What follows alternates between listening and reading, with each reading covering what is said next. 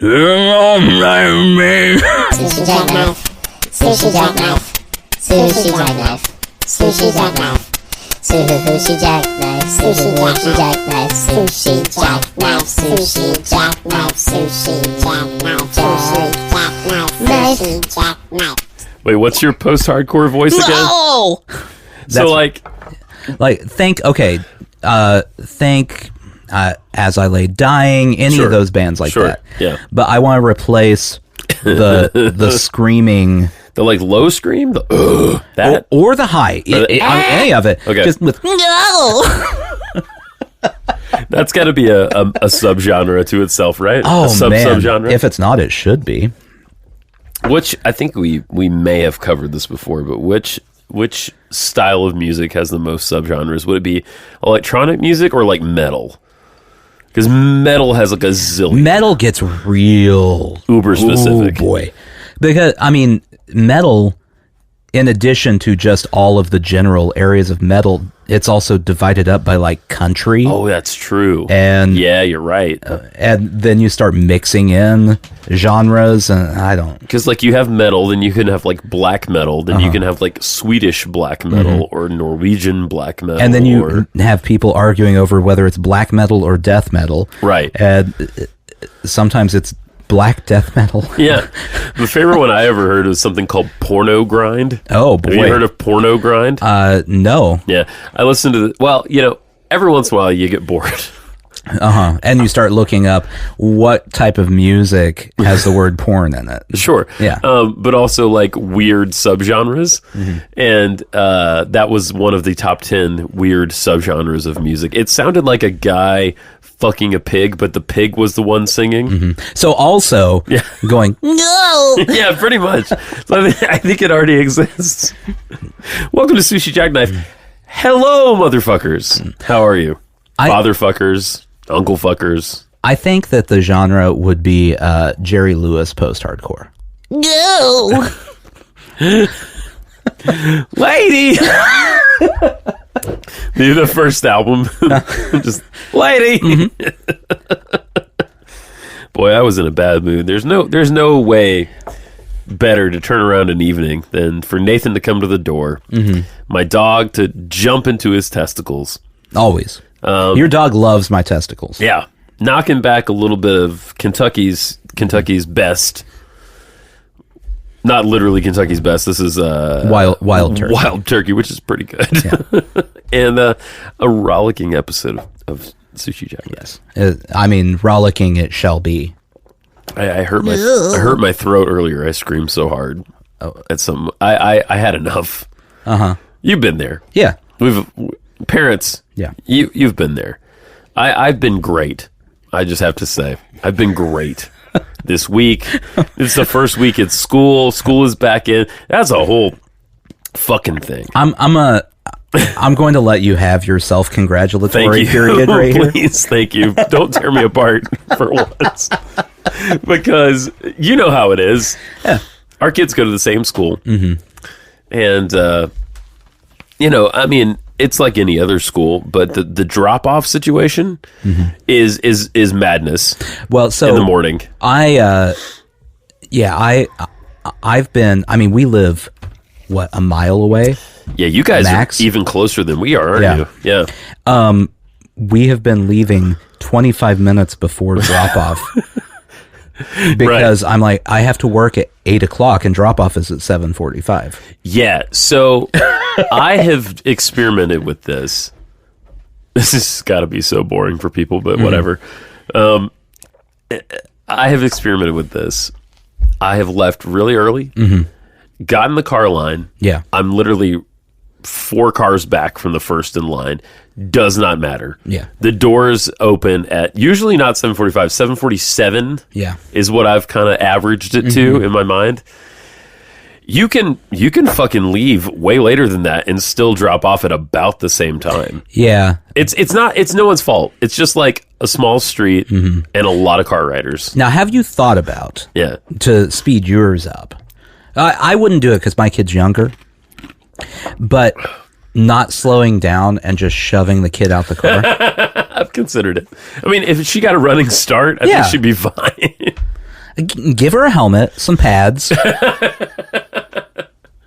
I don't see the problem with this. Just roll, tuck and roll. Yeah. Tuck and roll. She has to learn at some point. It makes me wish I had sprung for like the sliding door on the Prius. Yeah. You know? So this morning, my wife works from home now. Had a very early meeting, right? Mm-hmm. She's on the Zoom, as many people are. Oh, yes. We're in the Zoom times. It's not the boom times. No. It's the Zoom times.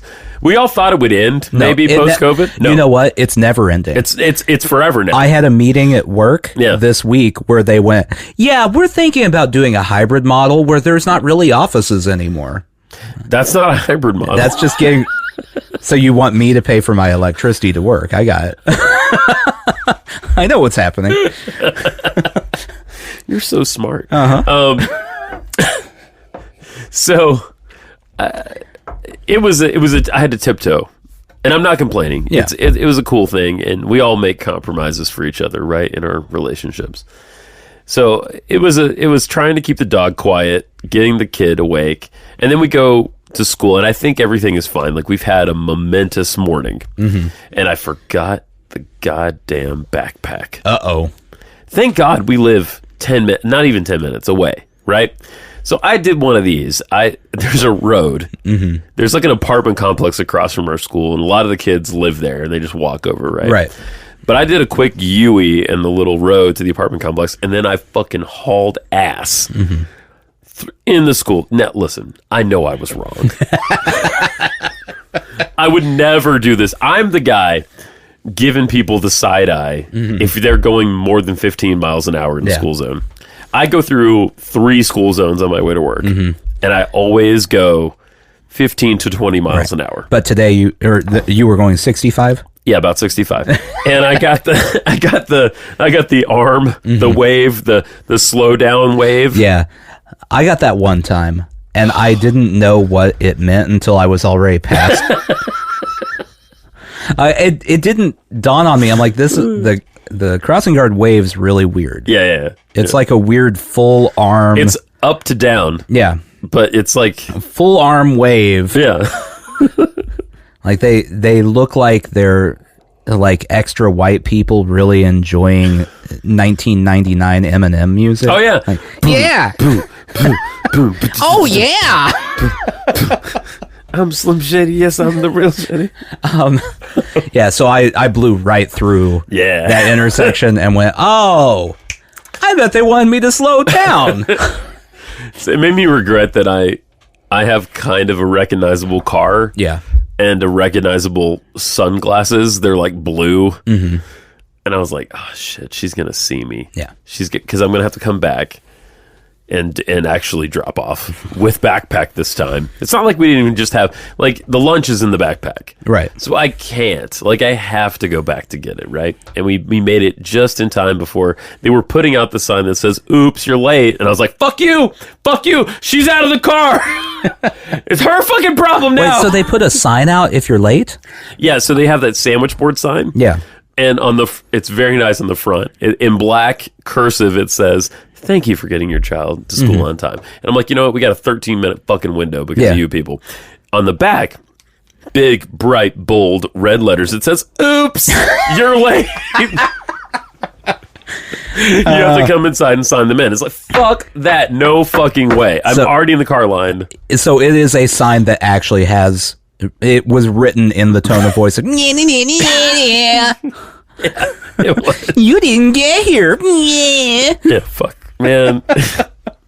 So it was a morning. I mean, Jesus. We made it. And thank God. And I saw the child. The child's alive. Thank you. Everyone's alive here. Thank you. I didn't dream this. And there was like an entire family, including a mother with babe in arms, that I was going 45 miles an hour past when I got the sign, and I was like, I see them. Like, I know, look, I don't, look, okay, I would be, if I were you, I would judge the shit out of me right now. And they did. She did. For sure. But I'm me in this situation, and I know that however many days school is in a year, I am the guy giving these assholes the side eye because these motherfuckers in their giant fucking Tesla SUV cannot fucking slow down to 15 miles a fucking hour for not even 5 minutes, 2 minutes. You're doing. I do it every fucking day. All right, and I will remind you, just pads and a helmet. You don't even have to worry about full drop off anymore. Plus, if you're driving 15, like worst case scenario, she's probably going to break a limb. Oh, that's. I mean, she's got rollerblades. Yeah. She could get out of the car at the 4-way. Oh, no, best idea. Ooh. Okay, did you ever play Tony Hawk? Yeah, sure. Okay. Yeah. She can grab hold of the back of your car. Oh, yeah, dude. And just let go at the right time. She goes straight up that hill. Yeah. Into the door. Love it. Nothing but net. Yeah. Is that what they say? Was it skitching? I think that was what it was called, is skitching, when you grab the back of a vehicle on a skateboard. This is just like Back to the Future style. Mm-hmm. Okay. Yeah, but instead, it's rollerblades in this scenario. Right. And it's cool. Because, safety. Sure. I mean, it has to be something safer. Right. Like rollerblades. Rollerblades never really got to the level. I mean, skateboarding. I know skateboarding wasn't always cool, but when we were kids, it was pretty cool. So cool. Yeah. It was the coolest thing. No, I remember as a kid watching the X Games. Oh, yeah. And it was like, you'd have the half pipe and all the skateboarders would be doing the half pipe and you'd be like, yeah! And then they'd be like, next up, the rollerblade competition, half pipe, whatever. Popcorn. Like, all right, let's see what else. Because all the tricks look the same. It's like I've never been impressed with surfing. Have you ever watched a surfing competition? No. I'm sure there are intricacies that I don't understand. Sure. But I don't understand them, and I'm not going to learn. I mean, I remember because you had the skateboarders and then you had the BMX people. Mm-hmm. And the BMX, I feel like a bicycle is meant to hurt you if you're doing that. Mm-hmm. Like a skateboard, I know you fall a lot and you get hurt, but a bike can come back at you. A skateboard, if you hurt yourself, it's ground and you. Yeah. A bike, it's any combination of ground, you, and bike. Exactly. There's a third variable in there. No one's ever been injured by the skateboard, really. I feel like it just goes flying off in a direction. It goes flying, and then you slam your head into something. Right. The bike... I mean, I was never a BMX... And the skates, they're on your feet. They're attached. They don't come off, really. I can't imagine them coming off. Man, that would be quite... You know what? If that had happened one time, then I probably would have watched the rollerblading part, half pipe. Yeah, that would have been fun. But dude, it just you spin a number of times and that's it. That's all you can do. I mean, the ice skating was big too. I mean, that's not extreme sports, but that was Olympics, right? Mm-hmm. But ice skating was it was the same kind of thing, but presented in a different way. Yeah, because Tanya Hart is my favorite. I mean, Tanya. Did you ever see Tanya? Holy shit. It was very good. Oh my God, what a great movie. I did not realize, I saw that movie, but I didn't know who Margot Robbie was then. And now I'm like, oh, I know who Margot Robbie is, and that was Margot Robbie? Yeah. Oh, shit. Okay. Yeah.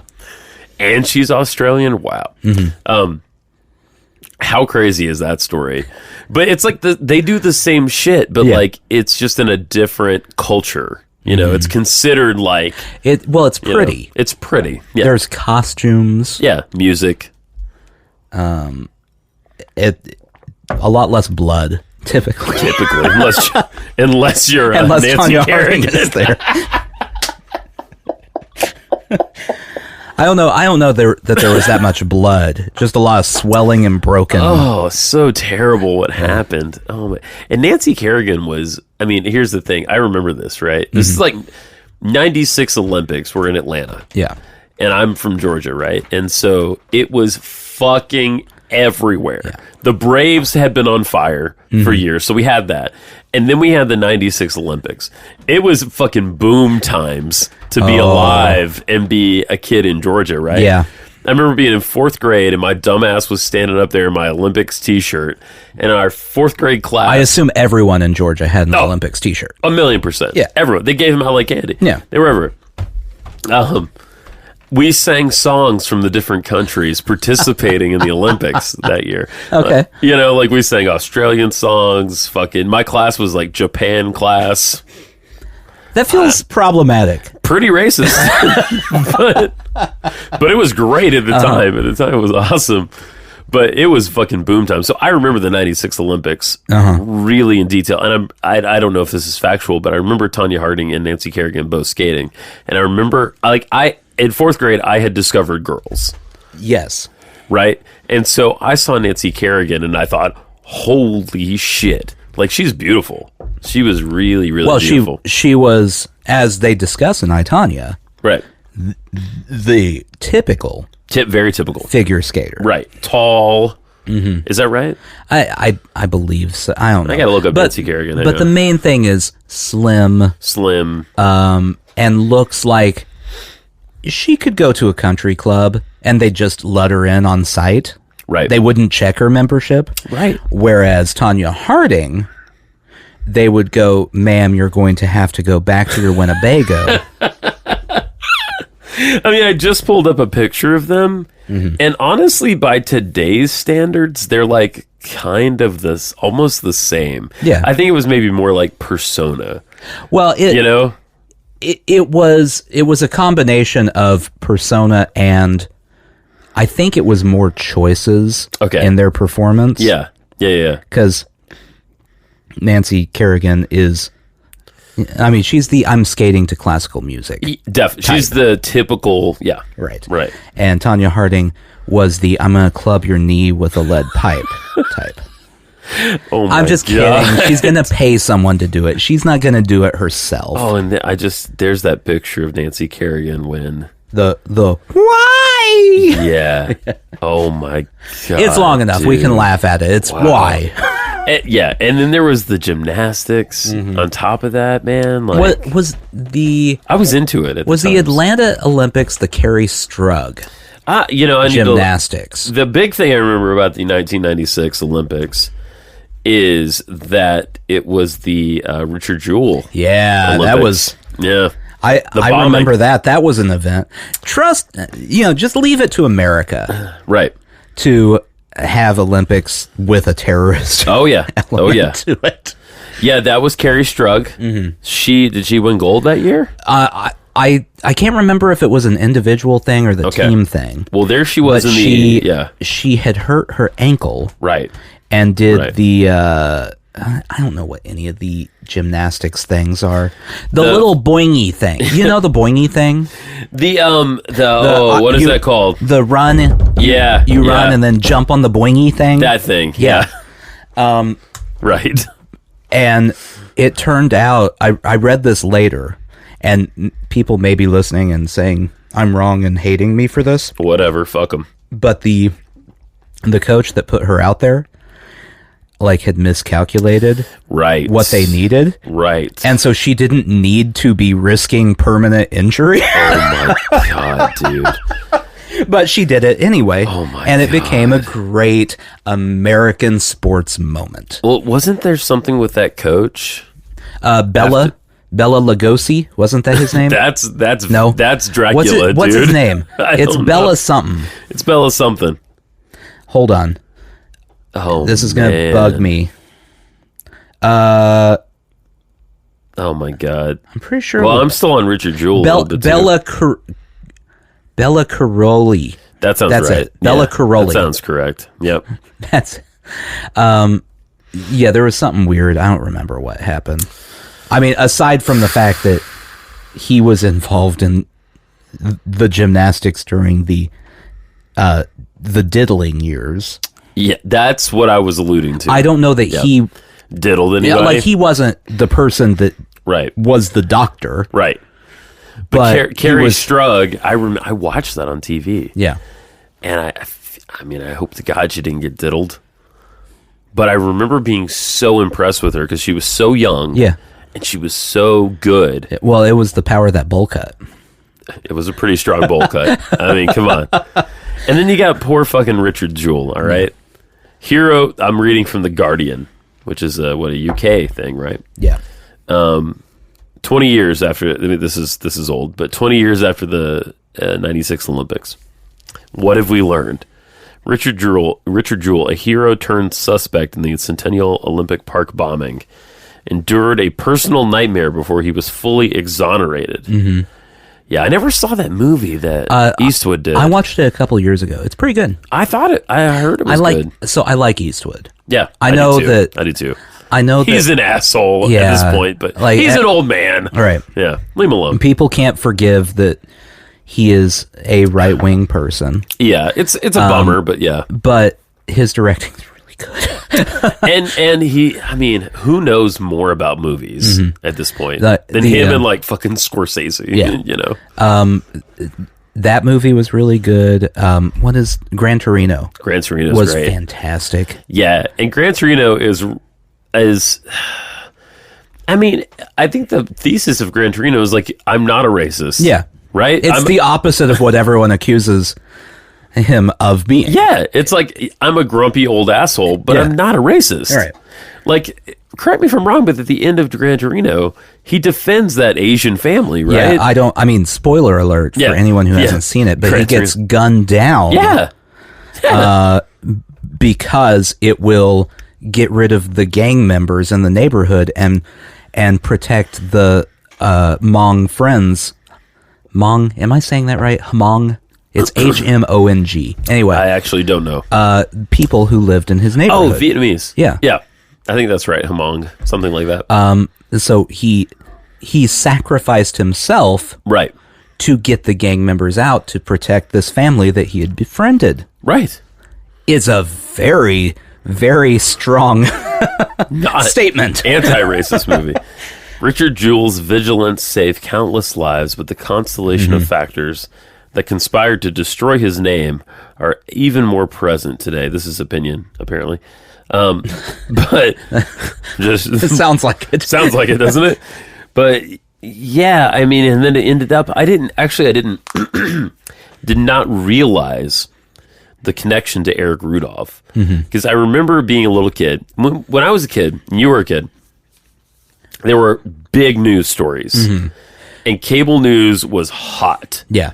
CNN, Ted Turner. I don't know what other channels were. You were in Georgia, so CNN was the only thing that existed. That's true. Yeah, pretty much. Yeah. Honestly, it probably was the only cable because Fox came later than that. Yeah. MSNBC came later than that. I think. Yeah. Well, yeah. So that was the Dan Rather era where people would watch Dan Rather. The nightly news. Yeah. But I feel like Ted Turner invented basically like the 24-hour news cycle, which not great, Ted. No. It was in theory, it was a good idea. It was a good idea. Yeah. In practice, it worked really well when there was one station. Right.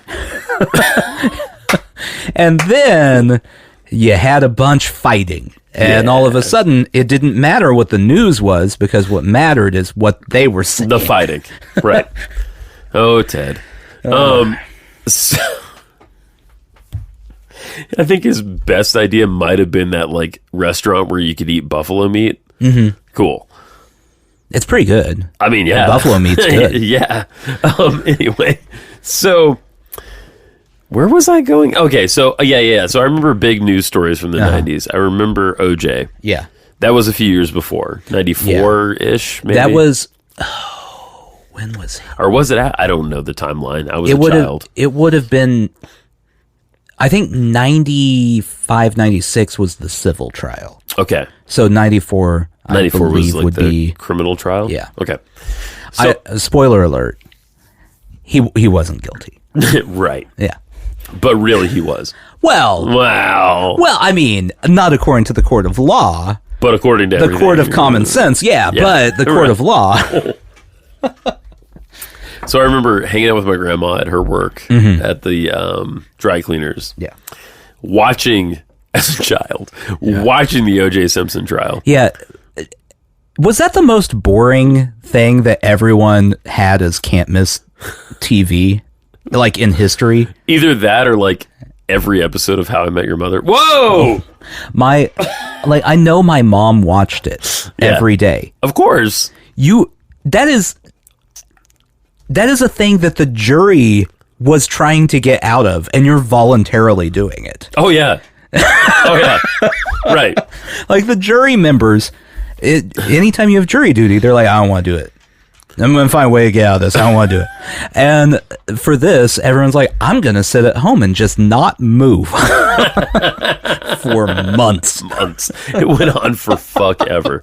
And I was like, where are my cartoons? Mm-hmm. You know? I just want to watch Bugs Bunny. I just want to watch 50-year-old racist Bugs Bunny cartoons. What they should have done is new Bugs Bunny that just reenacted the trial. Oh, wow. That would have been good, actually. Uh-huh. Where were you? Ted Turner needed to get on that. He was too busy trying to fuck. Who was he married to? Jane Fonda. Yeah, Jane Fonda. Note the trying. Mm-hmm. So OJ was huge. Yeah. Then we had the 96 Olympics in my state, right? Yeah. Also huge. Also huge. Then there was the bombing at the Olympics. Yeah. Centennial Park. Then there was Richard Jewell. Then there was, it wasn't Richard Jewell. Right. It was this fucking guy, Eric Rudolph. And that name is burned into my mind because they looked for him. Mm-hmm. How long did they look for? Years. It was a while. Yeah. Dude, okay, so I'm going to read a little bit here. On October 26th, nearly 3 months after that fatal night in the Olympic Centennial Park, U.S. Attorney Kent Alexander sent Jewell's legal team a letter formally confirming that he was no longer a target of the investigation. 6 years later, Eric Rudolph, a former U.S. Army explosives expert, was convicted of the bombing and the bombing of 3 abortion clinics across the South. So cool guy. Awesome fucking guy. And sentenced to 4 life terms without the possibility of parole at Colorado's ADX Florence Supermax prison. He's still fucking there if he's not dead. Yeah. Yeah, and then poor Richard Jewell. Like, okay, so it was 3 months where they were like, yeah, no, it could be Richard Jewell. Yeah, right. And then all of a sudden they're like, oh, you know what? It wasn't. Hey, sorry, Rich. All right, well, we're going to go find this guy. Sorry about that. Bye. Bye. Peace. Like, what the fuck? What the fuck? I know there's not a lot you can do to make up for that time. No. But man, that's a rough one. Like, we've talked about how other people, and then I don't know what happened to Richard Jewell. Yeah. Should find out. I think he died. Did he die? I think he died. That's a bummer. I'm remembering the post-credit, or the post-movie pre-credit. Okay. Of what happened to Richard Jewell? Richard Jewell, So, not the film. Yeah, he died in 2007. Oh, so he's been dead a while. Yeah. 44. Really young. I can't imagine that the stress of 1996 helped any. No. Anyway. No. What? I can't even imagine. And the guy did nothing wrong. No. The guy was a security guard, right? Like, yeah, in fact, he actually, not only did he not do anything wrong, he like cleared the area where there was a bomb and kept it from killing a bunch of people. He was, so he did his job and did it well. Yeah. He didn't even do his job. That wasn't his... He went above and beyond. Minimum wage security guards are not in charge of clearing bomb sites. Right. Right. They're in charge of making sure that, you know, the 18-year-old's not sneaking beers from their 21-year-old friend next to him. Man, what a poor bastard. Let's see. Yeah, he had diabetes. Okay. The cause of death was severe heart disease with diabetes. He was a heavy guy. Yeah, he was not a slight fella. Ah, bless him. Yeah. Bless his heart. But not many people got a movie made about them by Clint Eastwood. That's though. true. Not many. That's a win. That's a win. I mean, he's not here to see the win, but it's a win. Did the movie still come out after? Oh, yeah, it did. yeah. The movie came out a few years ago. Yeah, it wasn't that. Wow, that's a Fucking bummer, man. Yeah. Oh my god. Wow. He got money from CNN for a libel suit. Oh well, there you go. And he sued NBC News and the New York Post for $15 million. I hope he got every cent from the New York I hope Post. he did too. Yeah, because the New York Post seems awful, right? Man, if any publication in the world deserves to be sued for libel, Yeah. it's the New York Post. I feel like that's their Tuesday edition. Right. Everything is Tuesday libelous. Libel Day. That's right. It's Libel Tuesdays here, everybody. So all that talk to get to this question, how Yeah. are you? Oh, Richard Jewell. I'm sorry, better than Nancy Kerrigan Well, yeah. was. In 1996. Yeah, I'm fine. Great. I'm glad. Yeah. No, nothing to report. Great. It's I've done the drop off thing. It's been very early this week for me because of this. Yeah. I'm not used to this. It's an adjustment, right? I think, I don't know, is it irresponsible to send your first grader, like making them walk across train tracks to get to school? I mean, what year are we in? I think it builds character. Sure. Right? Yeah. Like train tracks in a fairly busy street, and then he's basically home free if he can remember to turn on the right street. If this is a guiding light for you in this decision, if I saw Oliver walking alone on train tracks, Yeah. I would pull over my car and Take be a like, picture and then drive off. Yeah, and be like, "What's up with this?" and send it to you. Hey, I saw your kid on the train tracks. He looked like he was going east. I don't know. He jumped on a train, so He was playing the spoons. he's not coordinated enough to get onto a train. I don't need to worry about that. He'd fall immediately. It would be it's a no-go. Hopping trains is not happening for a couple years, so. What's the age where you can responsibly start hopping trains? I mean, I feel like your body is in like peak condition about like 13 to 15. Yeah. Yeah. That seems right. So Yeah. So once a kid hits junior high, middle school age, Right. that's a perfect time to start hopping trains and run away from Oh, home. I think so. Yeah. That's the if you're going to do it. This is what I'm advocating for here is children running away from home on trains. And Oliver's such a little guy. Like and his yellow shoes. Your son and I have this connection about yellow shoes. I've got bad news for you. He changed shoes? We're getting new shoes. We ordered new shoes, and he chose them himself. He chose black and blue Nikes. Rock and roll. Not even Converse. No. I showed him all of the Converse. So my child has always worn Converse. Yeah. I guess no one's ever seen my kid's feet. They're so this real is cute relevant. on kids. I don't know if you know this, people. They're also fairly cheap. Yeah. And Yeah. if you get high top Converse, this is a pro tip for parents out there. Ooh, I don't even know this. If you get high top Converse, it keeps your kids from taking off their shoes in the middle of school and driving their teachers slowly insane. Dude, great idea. Yeah. Pro tip. Anyone in preschool who needs shoes, go do that. But yeah, he had no interest. He didn't want the tie-dye ones. Wow, those are cool. I thought that was going to be the win. Those are very kid. He didn't want another pair of yellow ones. And then I was like, well, what else do we have? And showed him a pair of mid-top Nikes. Yeah. And he immediately chose the black and blue ones. All right, this is what we're doing now. So, Not to be a total shit, but what are your feelings? I think I know, but I just want to ask, what are your feelings about New Balance? man, they try. But They're like, trying to be cool. But like, what if you had to wear them? Well, I don't. It's an Right. option in my life. I just haven't done it ever. Because, And they're New Balance. meaning, I mean, I think that says it all. Like, I mean, let's just lay it out for people. if I were to rank the shoes that I'm going to wear, Right.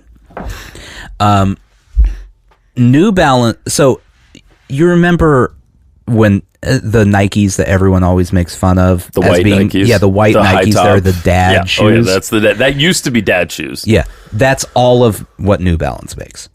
Right. Everything is that. And I feel like oddly the white high top Nikes or Reeboks, it could be Reeboks. Yeah.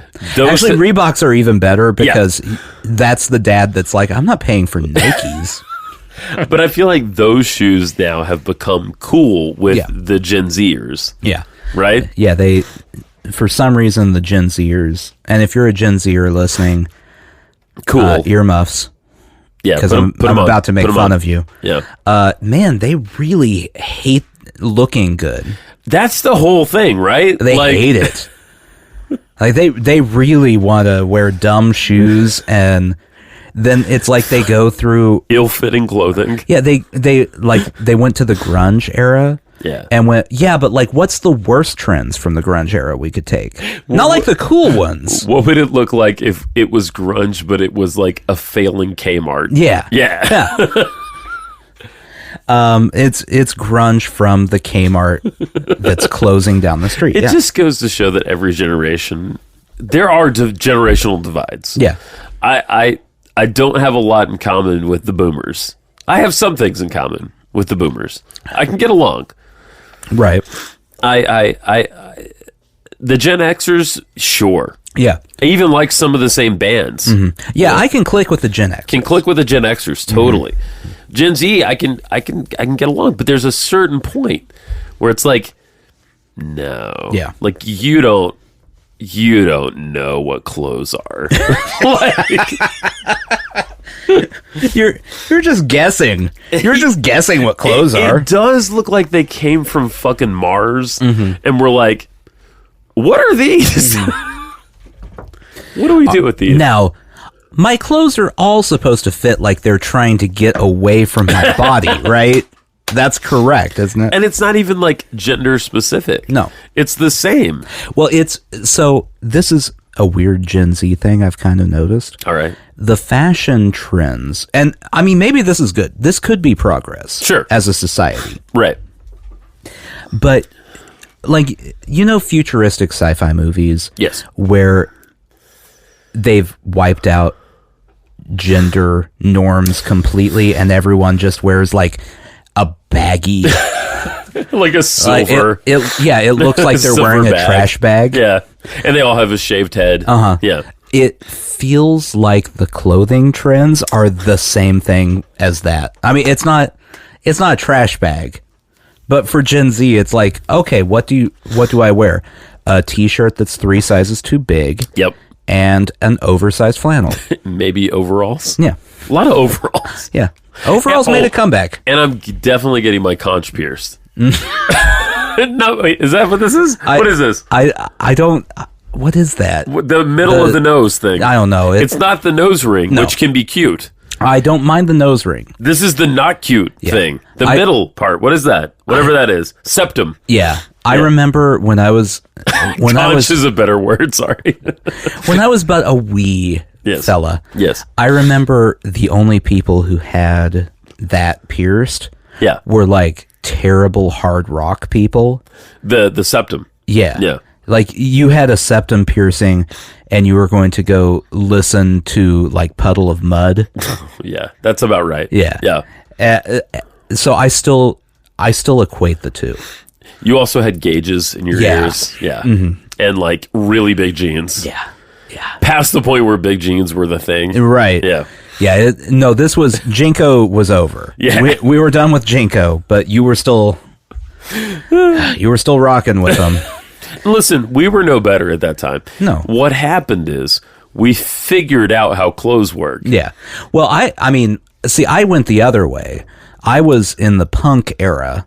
Like the punk area. Skinny jeans. So it was all, well, it wasn't really skinny jeans at that point, but it was all like thrift store t-shirts. Oh, yeah. Yeah, yeah. That were probably too small.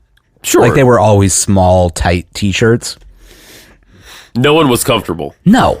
Everyone, no one wears clothing correctly from ages like, we'll say 11 until 25. That's about right. And then at 25, you're like, oh, like, I don't give a shit anymore. I could wear like clothing that fits comfortably and doesn't either cut off my circulation or make me drag around 40 pounds of extra cloth. Right.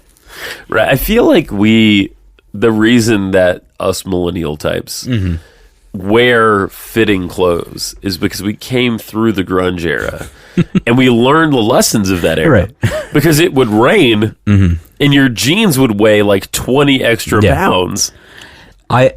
So it's really funny when you start looking at the 90s, like as a timeline, because like early 90s is when you have Nirvana, like the birth of grunge. Yeah, right. But then like late 90s is when you had the post-grunge garbage. Yes, that's when it was bad. Right. But you can see everything follow the same path that grunge to post-grunge followed. Okay. Like grunge, it was like, yeah, thrift store clothes. My jeans are a little bit too big, but whatever.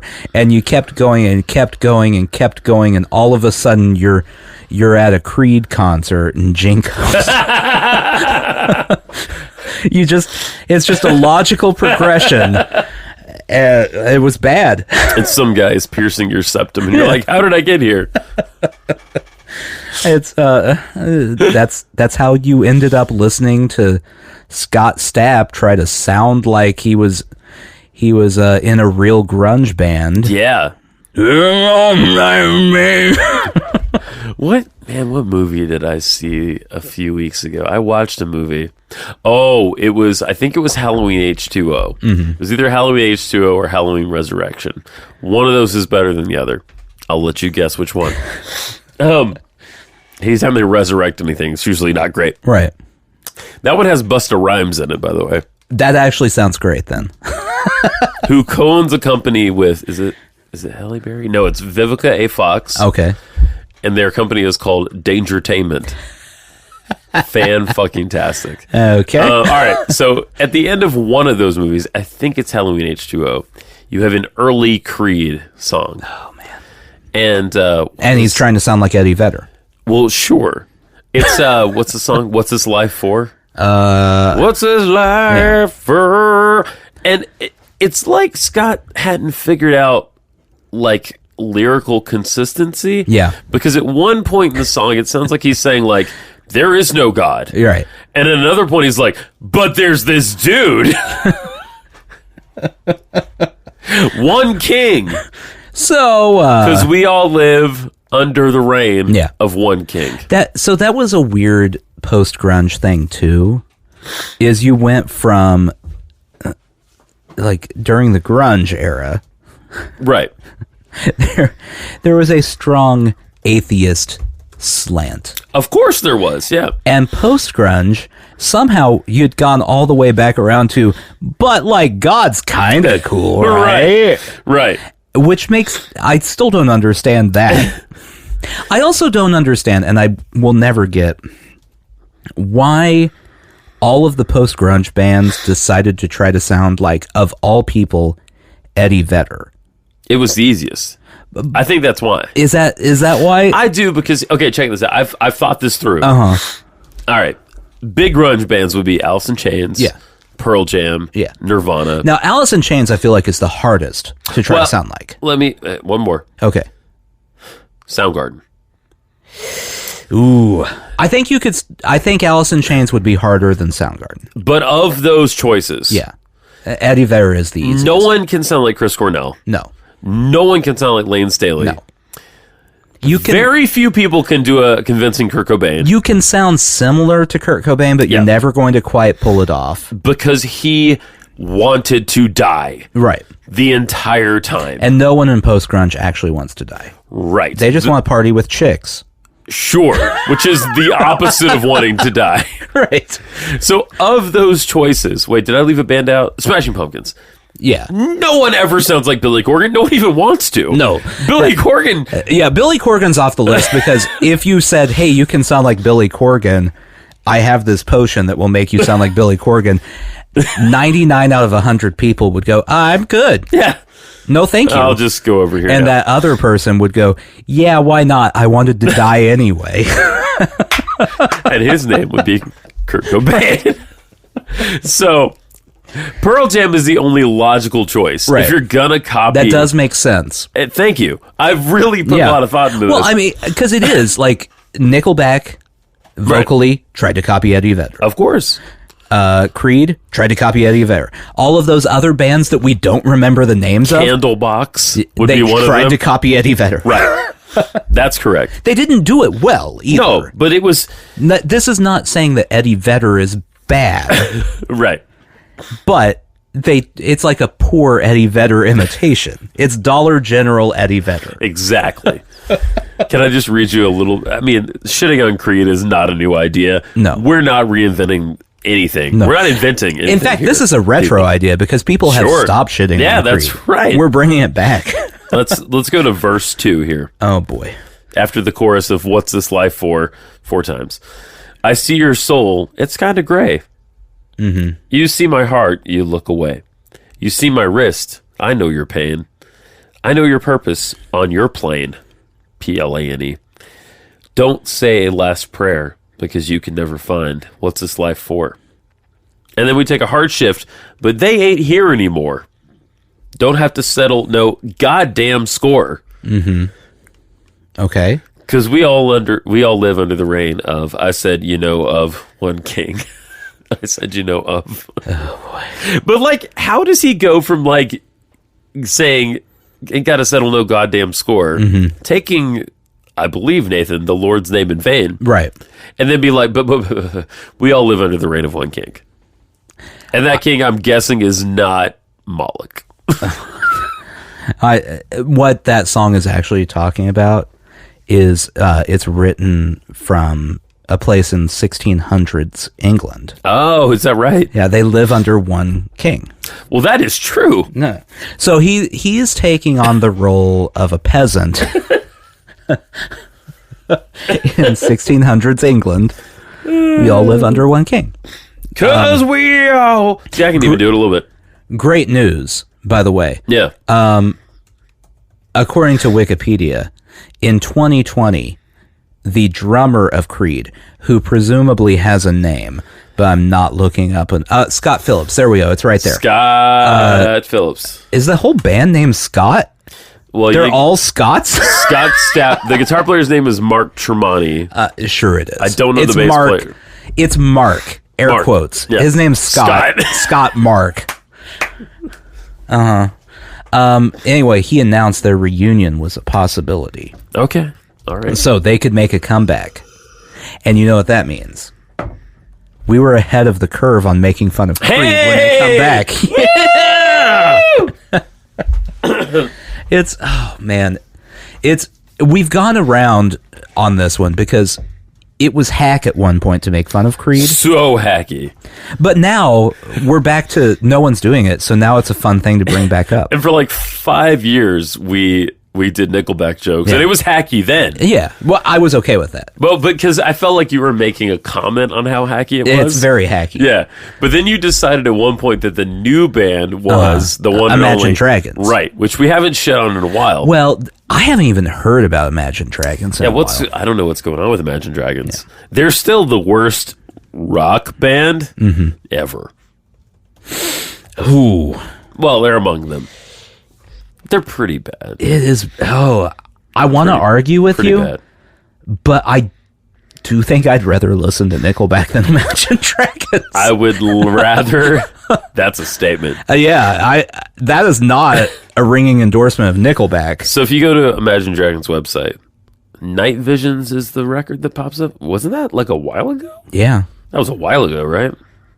Oh, they also have Mercury, X1. And, see, anytime. Okay, here's a clue for you, rock bands.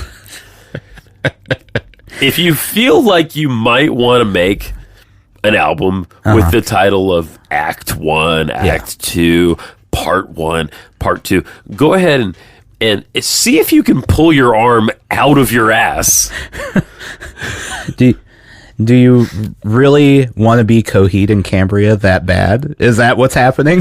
Or like late era Green Day? Go fuck yourself. Oh, okay, so yesterday, through the magic of technology, I listened to 4 Green Day albums. Okay. You know how I did that? Those albums do not waste your time. That's true. So I didn't start with Kerplunk or before. I've never heard their first record. I listened to it at one point. It's fine. Yeah. Kerplunk is pretty good, right? Yeah. Dookie is obviously a masterpiece. Yeah, it's a Dookie- great album. Dookie is what launched all of the punk in the 90s. Yes. Which I guess that's actually a mark against it because there was a lot of bad punk that came after There it. was, Punk, air quotes, punk, not real punk. Right. So, like, if you move from... So you have Nevermind. Yeah. And that launches Grunge. And then Grunge is petering out after a few years. Because, wow. A lot of people with a lot of problems. Yeah. Right? Yeah. And then mid-90s, you get... What is Dookie? 94? Yeah, I think Something so, like yeah. that. You get Dookie. And Dookie is like a ray of sunshine and humor. And a really great album. Yeah. It sounds... Front to back, it's front to great. back. You can listen to the whole thing. So... the record I forgot about was the record after Dookie, Insomniac, which you don't hear about nearly enough because I'm going to propose a little thing to you here. I think it sounds better. I think the songs are just as good. I think it is arguably more cohesive. Yeah.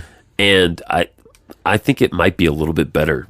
Now, did it produce as many singles? No, you can't argue that. No, right. But it's right there with Dookie as being a fucking kick-ass So record. they upped themselves. I don't think know- so. I know I've listened to it, Yeah. but The singles from that album are Geek Stink Breath okay. and Brain Stew / Jaded. Right. And Walking Contradiction, which might be my favorite Green Day song right now. So if you take Green Day Yeah. and you end their career at American Idiot, Great. I'm going to include American Idiot. Fine. Because I think American Idiot gets more crap on it Than than it it deserves. should. Yeah. It's actually a solid album. Sure. But it's the fact that it was everywhere. Yeah. And Hot Topic, Yeah. you know, it was Hot Topic, and that's not good. Yeah. Yeah. But if you end it there and they retired, fine. Fine. Perfect. Right. But they just kept going. They did. Well, it sucked to be a rock fan who hit the age of like 15 in the year 2000. Yeah. This is me. Because there weren't, like, the end of the 90s, I'm going to say post 90, like 97, 98, there was no good rock music on mainstream radio No. for a period of time. And so as I'm coming of age, it's like, oh man, everything fucking sucks. Hoobastank, I gotta listen to these fucking assholes now. Like, what? Like, if you're a Gen Zer, please go look up Hoobastank. We need to start offering warnings to people younger than us that we're about to mention some bands that you don't know and you don't need to know. I'm gonna give it to you, Gen Z. I think your music is overall better. That's right. okay. So as an average, it's better. Yeah. Because it's all the same. Fair enough. Yeah. I do want it. Can I finish making my one? Yeah. All right. Hoobastank. So, thank you. So, it blew. So, I listened to 4 Green Day records yesterday. Again, they're nice and tight. So, I started with Insomniac. I listened forward. I forgot completely about Nimrod. Oh, yeah. Which has Good Riddance and has a bunch of... and Nimrod flopped. Nimrod flopped, and it's got I don't understand why. But It's the poppiest, maybe? Maybe. Of that, because it's got Nice Guys Finish Last. And Good Riddance is the most misunderstood song in history. Ever. Which is fantastic. Yes. Every single...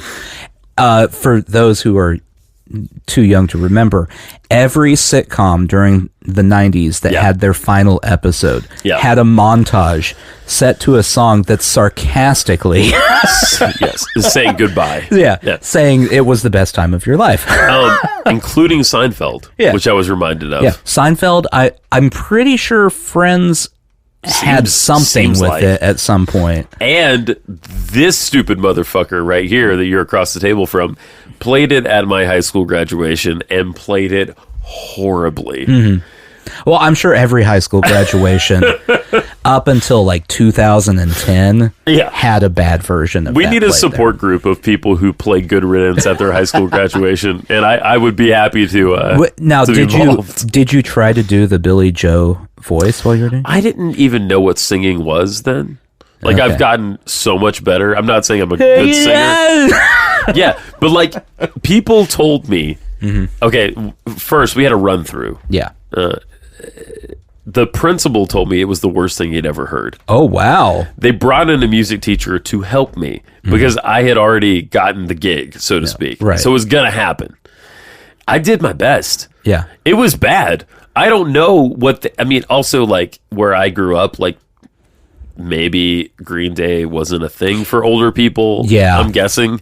So, like, Where you grew up, it probably wasn't much of a thing for a lot of younger people either. at all. Right. Yeah. So, Now, if you had played Hoobastank. different story. So anyway, so you got Insomniac, you got Dookie, you got Nimrod, which holds together. It's a good, interesting record. You can tell they're starting to go over the edge a little. And then you have Warning, which I had growing up. I remember, I think I sold that at some point. But Warning is like not like a punk album, but like it's a good album. Like it's not a bad album. And then you have American Idiot. And so like, I didn't listen to American Idiot the other day. I listened to those four. But goddamn, that's a lot of records. Yeah.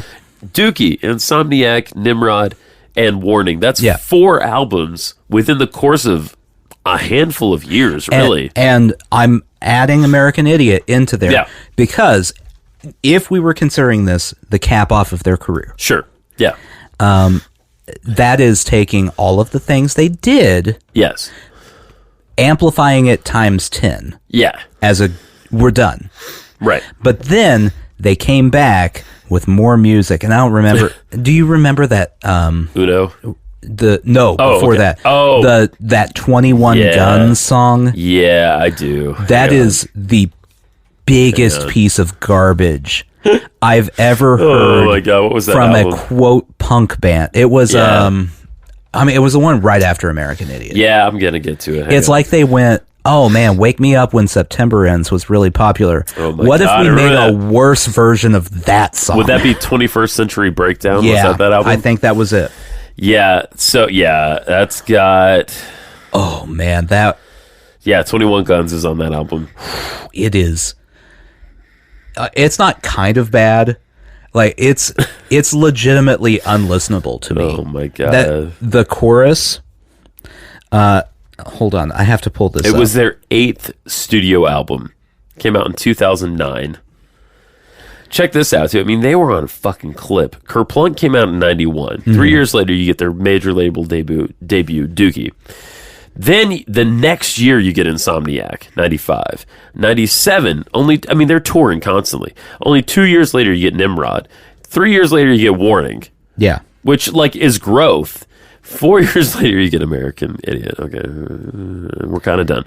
And then it was like 5 years. They have consistently made records, though. Holy shit, man. If you ever want to blow your mind completely, go look up the number of singles that they had from American Idiot. Okay. It's absurd. This is the chorus to 21 Guns.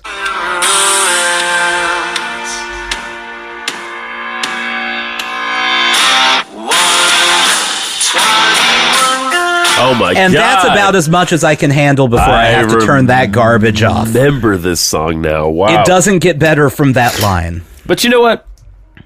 Still a good band. But that song is straight garbage. Yeah. It is terrible. It is Hoobastank level. It is. That's true. 21 Guns. I do like that they had is this a greatest hits? Yeah, they had 2 greatest hits albums. International super hits, which is funny. Yeah. 2, even funnier, greatest hits, God's favorite band. Which I love it. I love it. It's pretty great. Yeah. Yeah, go listen to like 4 Green Day albums. It'll improve your life. Yeah, it's No, the number of singles from American Idiot. I feel like it's 8. Like, that they had full music videos for. Not just radio singles. Yeah. Okay, there were 5 that had music videos. Still, Okay. that's from one album is a lot. That's a lot. That's a lot. And not 5 music videos that were like, one was huge and 4 kind of just slipped by. Right. If you had MTV during the 2004 and 2005 era, Oh my God. American Idiot was huge. Yeah. I remember that one. Huge. Boulevard of Broken Dreams. Obviously. That music video was all over everything. One of their biggest songs ever. Yeah. Holiday. Yeah. That was all over everything. Yeah. Wake Me Up When September Ends. That was... Whether you want to acknowledge that song or not, it exists and it's going to be there. And Jesus of Suburbia. That's the one that wasn't as big, but still was pretty big. Damn, what is that, 5 singles? 6 singles? With music videos. Yeah, with all of those music had videos. music videos. Because I'm sure there were radio singles on top of that too. Typically, a band has 1 or 2 that's just for the radio. Yeah, that's right. There was a song about Schwarzenegger being the governor at the time. I remember a mention of that. That might have even been an American Idiot. I don't remember. Yeah. I remember hearing a lot of those songs come on the radio. It was 99X for me, was the station, and changing it. It's a bummer. Yeah. I mean, you think about albums like that had that many singles. The other one that comes to mind for me, going back to grunge, I guess, for a minute, or alternative, is Smashing Pumpkins' Melancholy. Yeah. Had like 5 or 6, but that was a fucking double album. Yeah. Wow. Yeah, it's a little much. How do you think they even feel anymore? How do you think they wrap Green Day? How do you think they wrap their minds around? Oh, they don't do that. They just have so much fuck you money, right? Yeah. At this point. Just imagine right now somewhere in the world, Yeah. there's a rich Mike Dirnt.